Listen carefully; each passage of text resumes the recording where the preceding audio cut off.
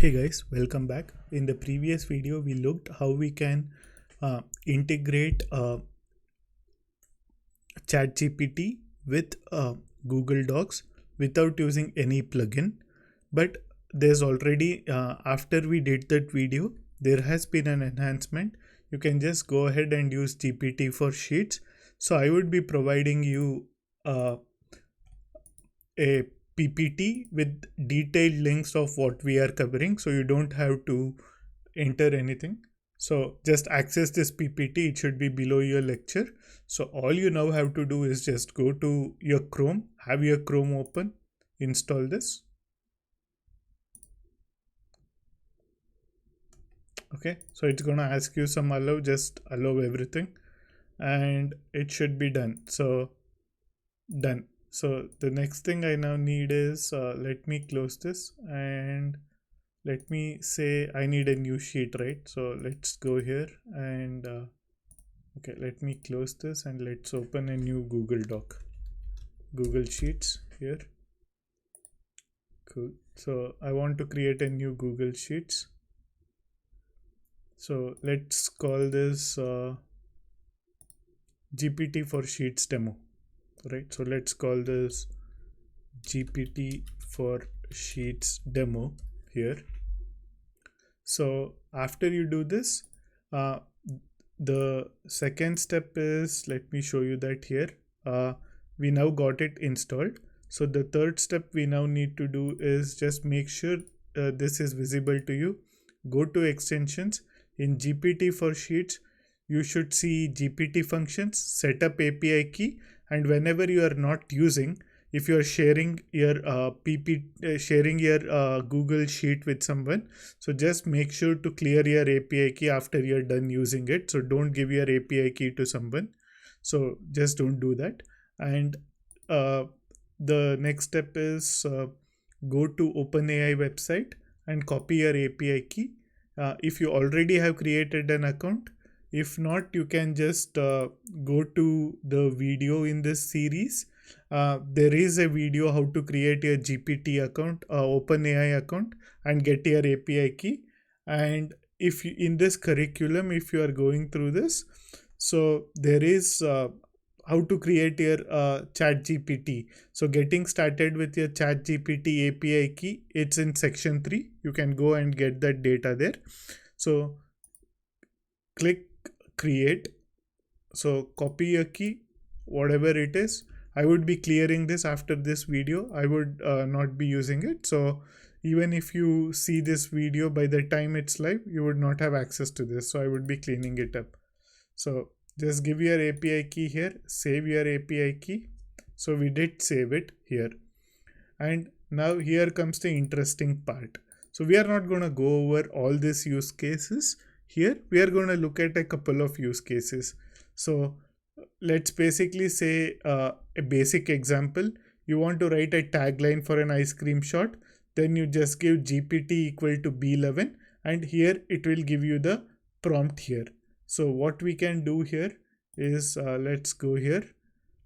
Let's say, let's call this prompt. So let's say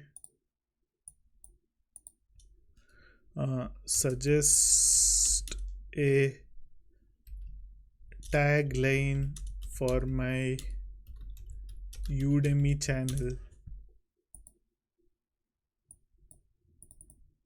which has courses on artificial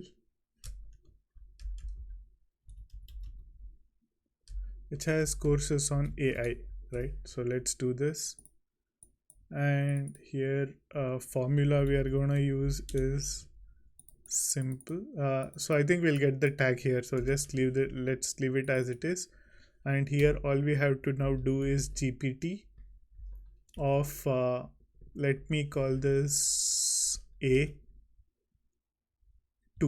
So if I just do this and click enter, we should get a solution here.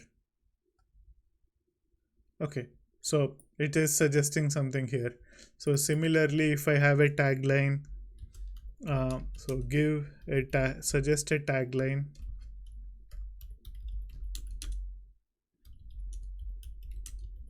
for my YouTube channel on relationships, right? So we can say something like this. And here, let's go here. Or you don't even have to do anything. The formula exists. Just scroll down. It should generate that data here. Unlock secrets to a fulfilling love life with us. So something like it. So like what we have in the example, we looked at one here. So that's one of them. And let's also look at some of them. So like the example here, you can play around with different parameters. So the first one is the prompt you would be providing. Next is the value you would be providing, the temperature, max tokens, and you can play around with model. So if you don't specify a model, it will take the default model. And in OpenAI documentation, you can see all the models. We have already gone over it. So all those models that are supported are potential parameters you can pass to this. So list functions. So let's give this a try.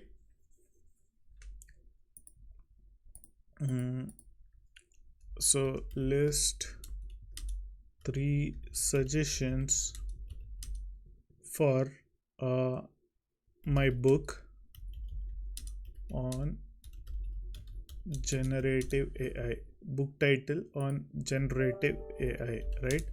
So I can just give this and we can go back to the one we had.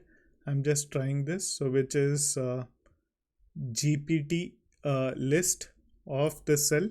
So we have to just do GPT, we just have to do equal to GPT list of, let's call A6 comma 1, right? So let's do that and give enter. So we should now see this coming up. Cool. So we got three book suggestions that got generated here. And let's also look at some of them. So you can do edit, and similarly there is a list function. We went over list.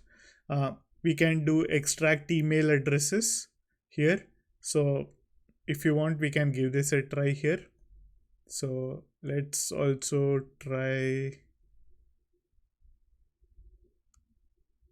Okay, so let me have my email here.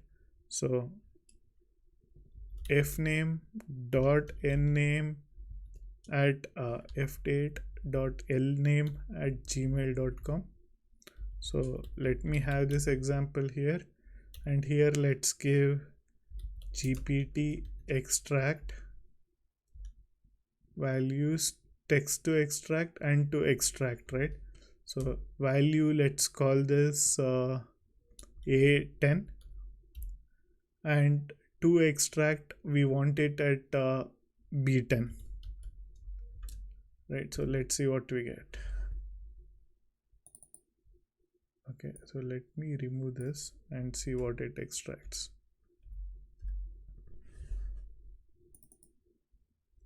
Okay, so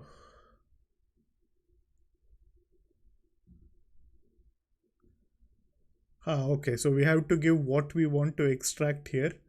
So let me mention it here. Okay, so my email ID is this, and here let's take this out and move it here, and here let's call this email, and here let me do A10 comma let's do B10. And if you do this, now you should get an email part extracted here. So these are some of the tricks you can play with, and we'll also try out translate, right? So I don't know what all language it supports here. So let's say this, that, so let's say I love OpenAI, right? And let's say I want it in Spanish, and let's call this GPT underscore translate, and here what I want is in A12 and what we want is in B12. Let's see if it does it in here. Amo OpenAI. I actually don't know if it is right or not. So we can go to Google Translate and just confirm this. Amo OpenAI, right? Okay, I love OpenAI. So what it's doing is correct. And this is another thing you can do with it. And similarly, you can summarize, you can copy paste some paragraph and see if you can summarize it with this. Similarly, you can also fill some missing values in your data functions, and you can also clean some data on the email. If the data is not properly formatted, you can use this to format that. You can clean up names, and you can do some dummy data. You can generate some dummy data if you are actually doing some basic applications and you don't have real-time data. If you want to generate some dummy data for your application, you can do this. So the idea here was just using the plugin, and what you can do with it, I am sharing this PDF which pretty much covers what you can do, and there are some more functions which I have not covered here, but you will always get them with just do equal to and GPT. It will list all the functions you can use with this, and they basically convert everything. So if you want to convert between format, if you want to generate a table, and if you want a tree structure by deduplicating rates, and if you want to fill incomplete data range, and if you want to generate code for a task, and there are multiple things you can do with it. So I think this covers the second part of integrating GPT with Google Sheets, this time with the plugin, not native integration. So that's what I wanted to cover in this video. I hope you liked it. Thank you for joining.